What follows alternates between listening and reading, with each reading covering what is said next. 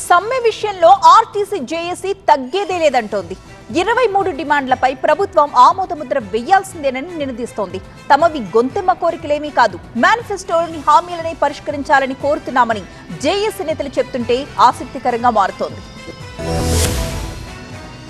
మే 7 నుంచి సమ్మెకు సై అంటున్నారు ఆర్టీసీ జేఏసీ నేతలు. మరో 2 రోజుల్లో సమ్మెకు దిగడం ఖాయమని చెప్తున్నారు. ఈ క్రమంలోనే ముందుగా ప్రకటించిన షెడ్యూల్ ప్రకారం భారీ ర్యాలీ నిర్వహించారు. ఆర్టీసీ కళ్యాణ మండపం నుంచి బస్ భవన్ వరకు చేపట్టిన ర్యాలీలో కార్మికులు భారీగా పాల్గొన్నారు. ఈ సందర్భంగా తెలంగాణ ప్రభుత్వ తీరుపై ఆర్టీసీ జేఏసీ నేతలు మండిపడ్డారు. సమ్మె ప్రకటన చేసిన ఆర్టీసీ యాజమాన్యం ప్రభుత్వం స్పందించలేదన్నారు. ప్రభుత్వం యాజమాన్యం కళ్లు తెరిపించేందుకే ర్యాలీ చేశామని చెప్పారు. 6 నెలల నుంచి విజ్ఞప్తి చేస్తున్నా పట్టించుకోకుండా ప్రభుత్వమే కార్మిక సంఘాలను సమ్మెకు వెళ్లేలా చేసిందని ఆరోపించారు. కార్మికుల యొక్క శ్రమ దోపిడీని తగ్గిస్తామని చెప్పారు, కార్మికుల 12 గంటలు తగ్గిస్తామని చెప్పారు. కానీ ఇంతవరకు 18 నెలలు వెయిట్ చేసినా కూడా తగ్గించకపోవడం వల్లనే ఇవాళ సమ్మె చేయాల్సిన పరిస్థితి ఏర్పడింది. సమ్మెపై వెనక్కి తగ్గేదే లేదన్నారు RTC JAC vice chairman Thomas Reddy. కార్మిక సంఘాలను చర్చకు పిలిచి 23 అంశాలపై చర్చించాలని డిమాండ్ చేశారు.